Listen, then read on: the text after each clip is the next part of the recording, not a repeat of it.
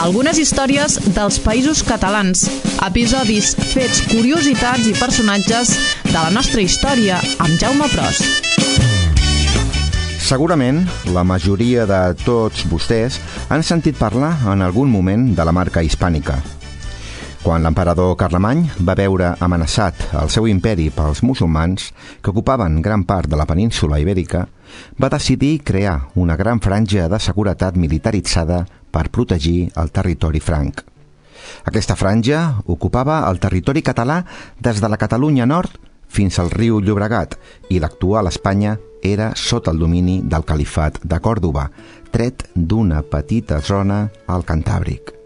Els francs, per organitzar administrativament la seva marca o frontera, van crear els comtats, tot respectant, en certa manera, una divisió territorial molt similar a la que van fer servir els romans.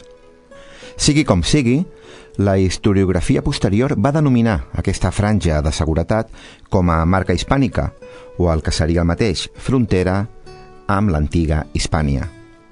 Cal tenir en compte dues coses. La primera és que ni Carlemany ni els seus contemporanis no van fer servir mai aquest concepte.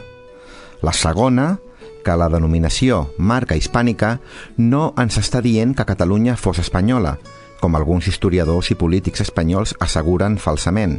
El que estem dient quan parlem de la marca hispànica és que Catalunya formava part de l'imperi franc i que era el territori que feia frontera.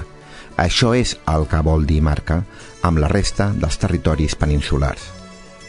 I és que ara em venen al cap les delirants paraules de l'exministre espanyol del Partit Popular, José Manuel García Margallo, en unes declaracions seves al diari ABC el 6 de novembre del 2012, on deia: Quiero recordar que la marca de España era precisamente el nombre con el que se conocía a Cataluña en la Europa carolingia.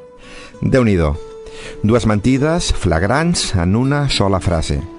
Fixeu-vos així. Per art de màgia, la marca hispànica, segons Margallo, passa a ser la marca de Espanya, com si es tractés d'un producte a vendre, com si Catalunya fos un element espanyol distintiu quan el significat del concepte és absolutament l'oposat. D'altra banda, dir que així és com es coneixia Catalunya en l'Espanya carolíngia és d'una ignorància catedralícia. Per l'amor de Déu, si al segle VIII Espanya ni tan sols era un projecte. I com voleu que Carlemany li digués marca hispànica i encara menys marca d'Espanya a Catalunya si la denominació no va aparèixer fins a mig segle més tard als Annalis Regni Francorum, que era una mena de relat històric oficiós dels reis francs?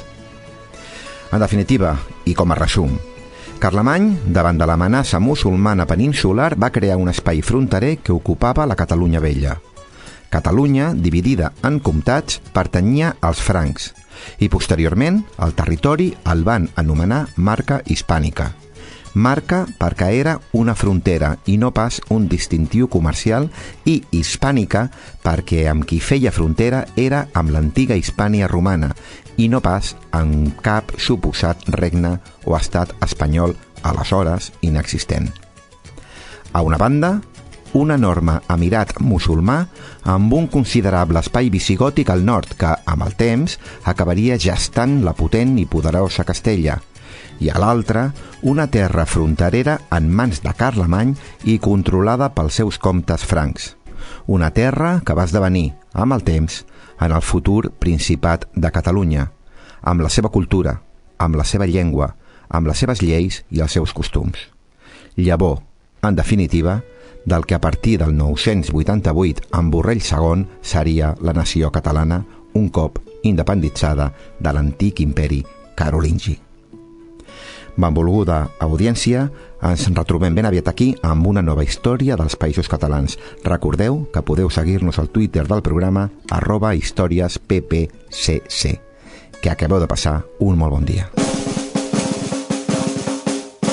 Algunes històries dels Països Catalans, episodis, fets, curiositats i personatges de la nostra història amb Jaume Pros.